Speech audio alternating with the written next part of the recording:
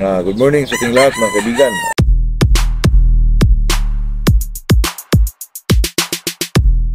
Dito na naman tayo sa ating usapang magmamanok po. Ito enjoyment lang at saka talagang usapang magmamanok lang po mga kaibigan. Itong pag-usapan natin ay bago tayo tumuloy, bago natin pag-usapan to ay shout out muna tayo kay Boy Cado, Bicol, John Silvano, Parkinson, shout out kay Paring Leo, Get Wilson. Ayan po, magandang umaga sa ating lahat po. Itong pag-usapan natin mga kaibigan ay talagang itong manok mga kaibigan, pag ilaban mo po na mawala po yung kaba, ay kailangan mo pong ibigay itong tatlong bagay na ito po.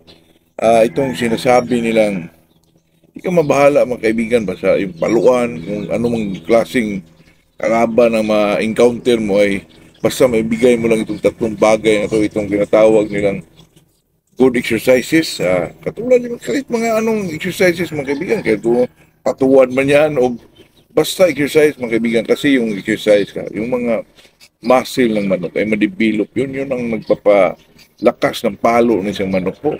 Katulad din yan ng isang tao mga kaibigan, pag hindi ka nag-practice ng boxing man o ano, ay paano lalakas yung mga kamao mo po. At saka itong tinatawag nilang mga vitamins, kaibigan, itong vitamins talaga. Ang dami yung nagsalita dito na ang tinatawag nilang vitamins hindi daw nagpapalakas ng ating mga manok. Naku po. Kaya nga tinatawag na vitamins yan mga kaibigan, kasi yan ang nagpapalakas sa isang tao o isang manok man. Pag hindi ho ito isang bagay nagpapalakas kanila, wala akong gumagamit ito mga kaibigan, kasi naman ang manok bilang isang hunter o magmamanok man, talagang maobserbahan mo yan, nag-iba ang kilos, nag-iba ang palo, di ba?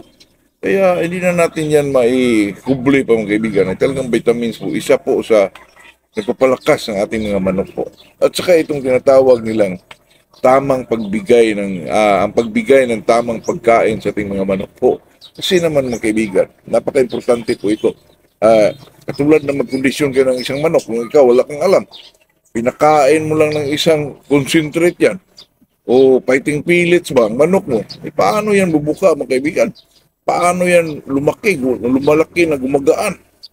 Kung hindi mo alam ang tamang pagkain na dapat ibigay mo sa kanila, at saka yung mga supplement na ibigay, isama mo sa pagkain, malaking bagay po yun mga kaibigan, lalo na yung sinasabi ko, pabalik-balik ito mga kaibigan, pero ito'y talagang nakakatulong po. Yung king cutter at saka royal pansy mga kaibigan, ito talagang isang pagkain na ito talagang nagpabuka ng katawan mga kaibigan. Itong mga maraming mga bilog-bilog na mga seeds. Nako, itong mga to mga kaibigan, talagang ito ang isang dahilan na nagpapabuka talaga ng isang manok po.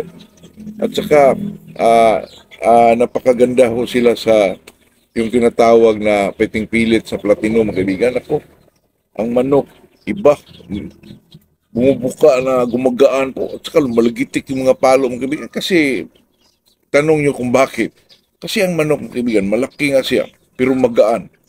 Talaga siguro magaan ang manok niya, siguro maganda, lalo na yung mga luwang, yung mga singit nila dito.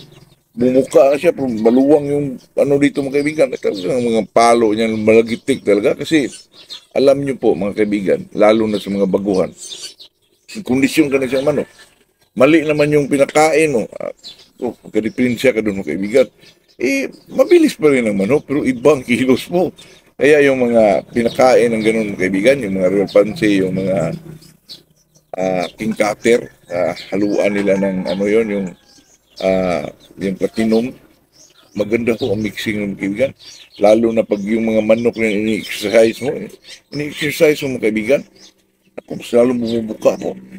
Kahit na with feeding, kahit sok yan sa tubig ng kaibigan, may mixture yan, pero magaan po. Magtaka ka mga kaibigan, iba, pero pag ikaw ay walang alam, lalo na pag ikaw ay hindi bukas sa lahat ng pamamaraan sa isang magmamanok po, mahirapan ka din mga kaibigan. Ay talagang kailangan dito sa pagmamanok, kailangan manghalap ka ng impormasyon po. Kailangan makihalubilo ka para naman malaman mo yung mga tamang pagkain, tamang vitamins. Kahit sa vitamins mga kaibigan, palagay na lang natin, iba-iba tayo ng paniniwala Sa kanya, vitamins niya iba. Sa kanya, iba din. Sa kanya, injectable. Sa kanya, tableta.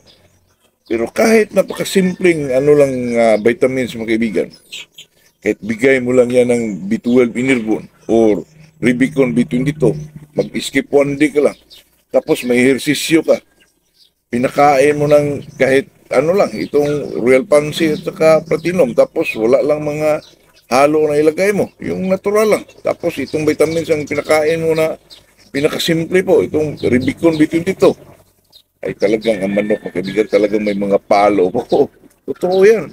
Kaya sa atin, pag ikaw wala kang alam, kasi ang inaano mo yung pamamaraan mo lang, kahirapan ka dun, kaibigan. Ang manok man pumapalo, man kulang sa diin po.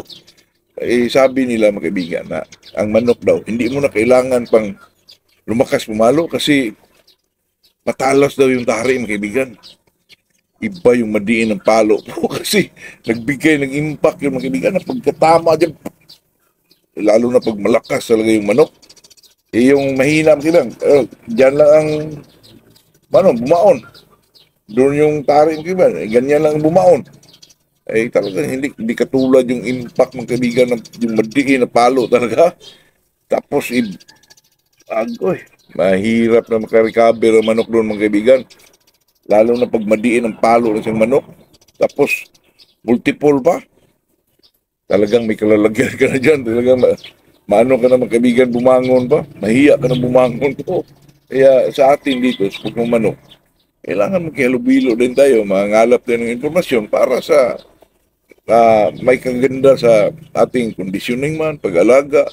Kasi itong magmamanok mga kaibigan ay kailangan talaga na yung impormasyon at saka tamang obserbasyon.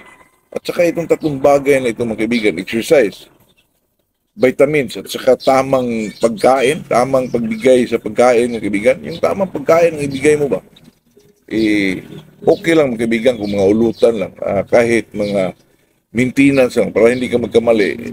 Itong mga sinasabi kong maintenance pills mga kaibigan, okay lang yun. Pero kung bigating mga laban po, mahirapan ka doon kung wala kang alam mga kaibigan kasi kailangan mo talaga yung sinasabi kong pagkain na yung gumagaan ng manok. Yun naman talaga mga kaibigan, kahit hindi derby, kahit mga 3 wins lang, 2 wins lang, kailangan mo yun kasi yung mga labanan na yun, may premium yun, kaibigan, katulad dito.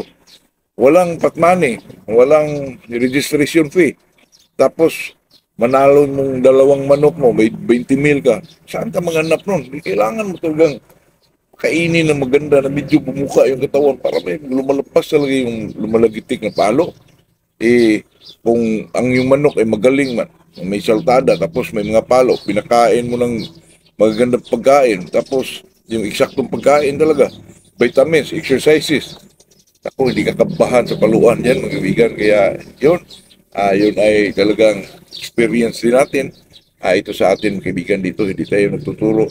Gusto ko na, discuss ko dito, ay may comment din na, ganon, di ba? Para naman, kung sakaling mali man itong sinasabi ko, baka mai-correct din natin, mga kaibigan. Pero sa pinag-usapang mga klaseng pagkain mga kaibigan about sa conditioning. Ako, yun na yun. Kaya yun lang po, ito'y binahagi ko lang, pwedeng sundin, pwede rin hindi. Good morning sa ating lahat mga kaibigan.